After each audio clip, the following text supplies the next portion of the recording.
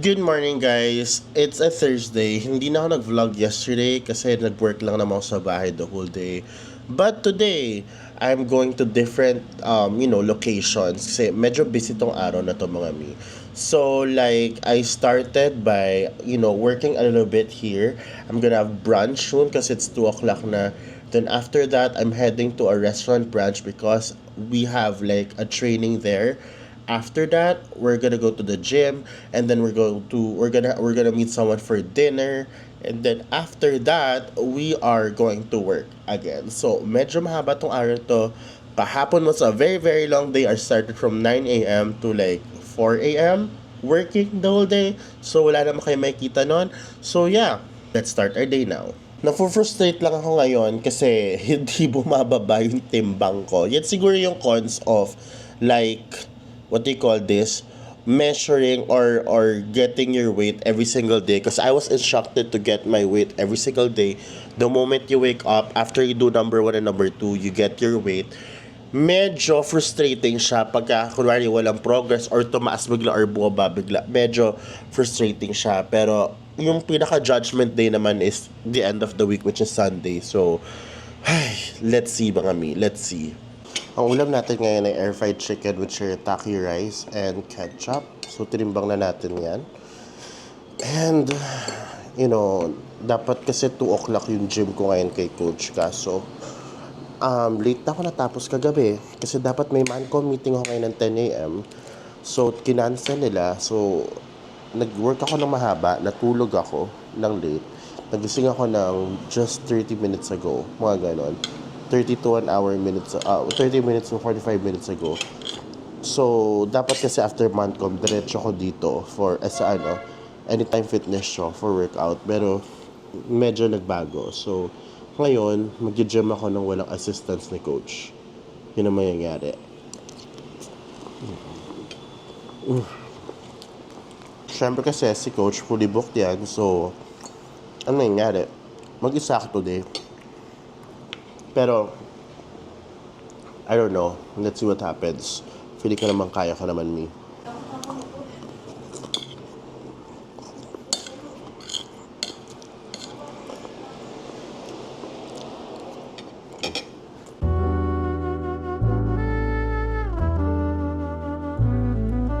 Okay guys, I'm on my way to Single Origin Rockwell. So, total change of schedule guys. Like, I've been working, so kanina diba nag-vlog ako, tapos I've been working for hours, and then ngayon is like, 6 p.m., almost 6:30, and I'm on my way for dinner / work.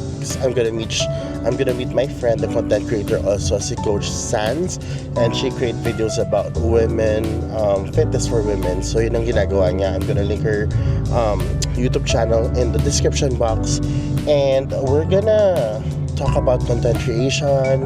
We're gonna work together. So medyo nomad lifestyle tayo pero Manila mode, ganon. So tara, join me guys. Hi! It's si Coach Sandz. Meet Coach Sandz guys. Meet Coach Sandz. Ayun, kakain muna tayong dinner. Let's go, let's go. I don't know, we salad ourselves. Tingnan natin ang menu. Let's see. Okay, Mang Mi, kakanating lang natin ng Single Origin, and we are gonna order food. We're gonna have, so I'm probably gonna have like an avocado toast, and then salad, and then cold brew, because I'm gonna work all night tonight kasi madami tayong reports, Mang Mi. So let's go.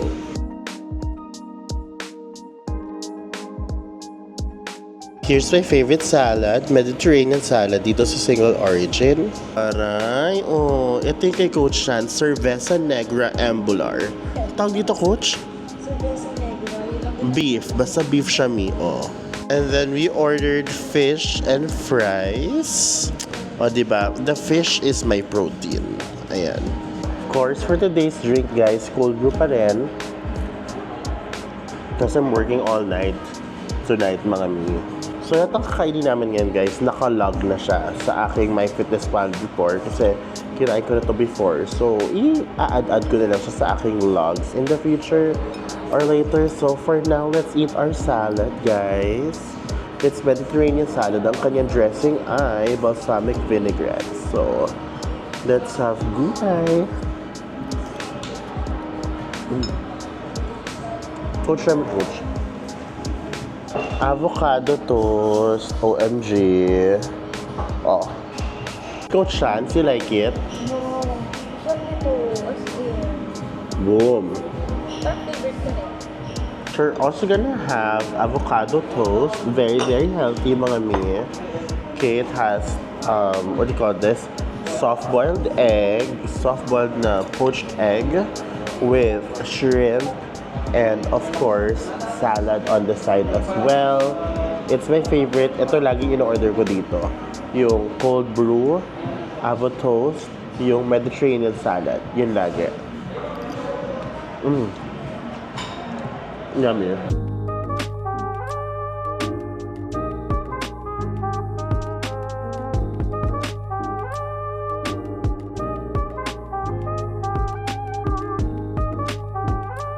Okay, Coach. Ito si Coach Sandz. Ayan.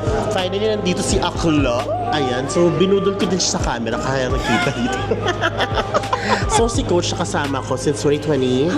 So, introduce yourself. Go. Hello! My name is Coach Sandz and tumutulong ko para ma-enjoy mo ang life mo with a happier, healthier, sexier. O, nag-intro, diba? Diba? Ayan, si Bakla may YouTube channel. Sinag ko may YouTube channel in the description box. Anyways, si Coach matagal ko na sa amin since 2020 na nasaksihan nga yung phase 1 ko ng fitness journey. Yes. At etong phase 2.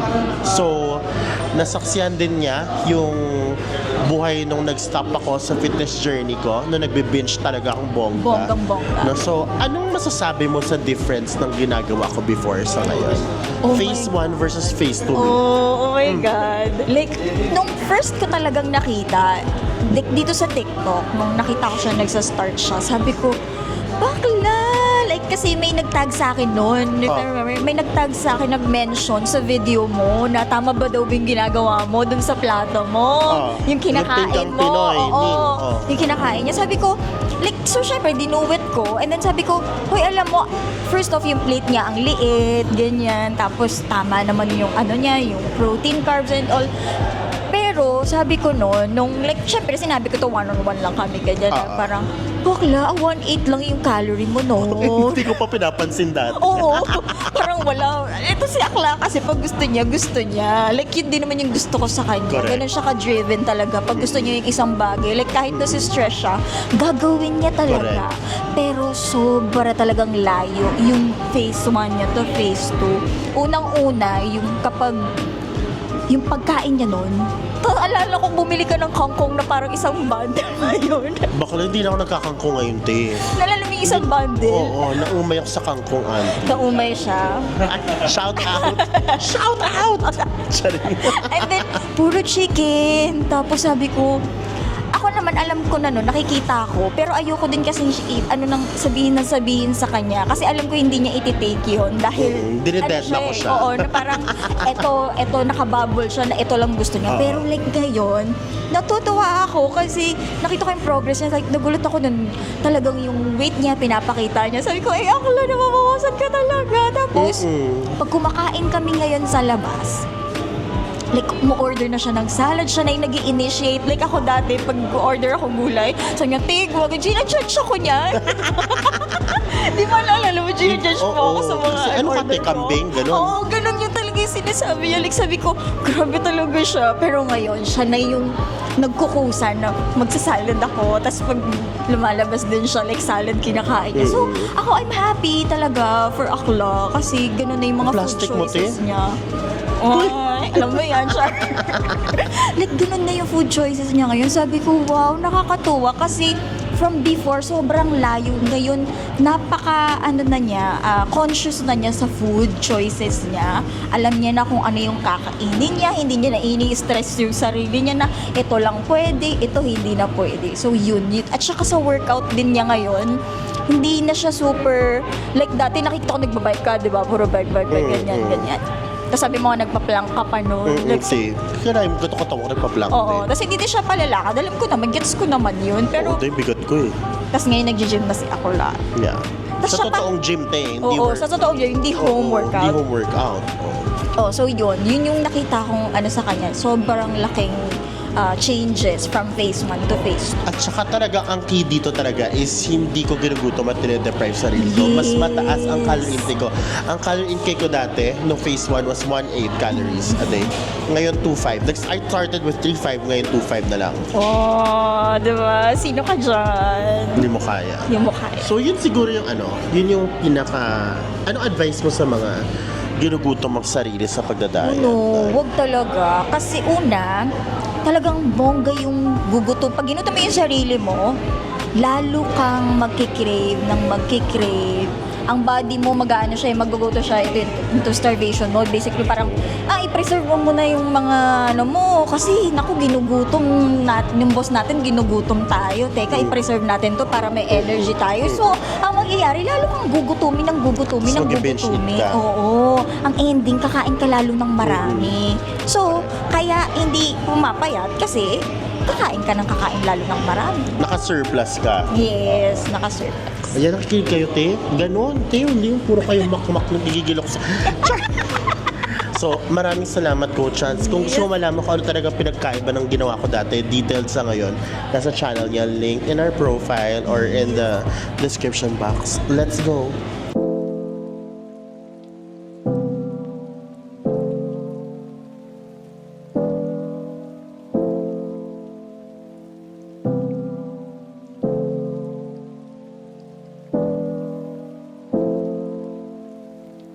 Hey guys, oh my gosh, I just got home, I had so much fun, and now it's time for my evening clients, and I'm very, very excited to make things happen. Come on! Hope you guys super enjoyed my vlog for today, and don't worry, I'm gonna upload more. Maraming salamat sa supporta nyo sa iba kong mga vlogs that I recently uploaded.